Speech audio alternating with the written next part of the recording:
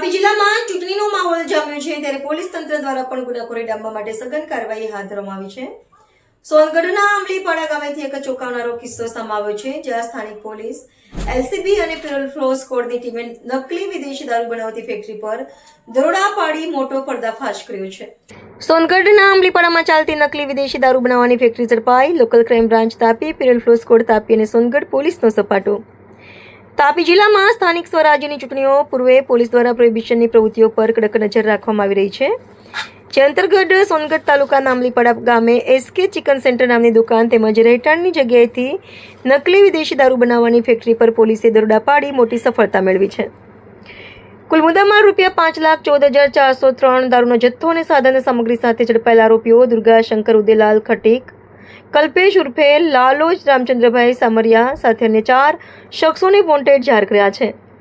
Tapi LCB, parole furlough squad અને સોનગઢ પોલીસની સંયુક્ત ટીમ સોનગઢ વિસ્તારમાં પેટ્રોલિંગમાં હતી। તે દરમિયાન બાતમી મળી હતી કે આંબલીપાડા ગામના બસ સ્ટેન્ડ ફળિયામાં આવેલ એસકે ચિકન સેન્ટર નામની દુકાન અને પાછળના રહેણાંક મકાનમાં નકલી વિદેશી દારૂ બનાવવાનું નેટવર્ક ચાલી રહ્યું છે। પોલીસે રેડ દરમિયાન ઘટના સ્થળેથી ખાલી બોટલોમાં લાલ રંગનું કેમિકલયુક્ત પ્રવાહી ભરી નકલી દારૂ બનાવતા શખ્સોને રંગે હાથ ઝડપી પાડ્યા હતા। આ મામલે પોલીસે કુલ 2 આરોપીને પકડી અન્ય 4 શખ્સોને વોન્ટેડ જાહેર કર્યા છે અને પકડાયેલા આરોપીઓ વિરુદ્ધ ભારતીય ન્યાય સંહિતા તથા પ્રોહિબિશન એક્ટ મુજબ કાયદેસરની કાર્યવાહી હાથ ધરી છે।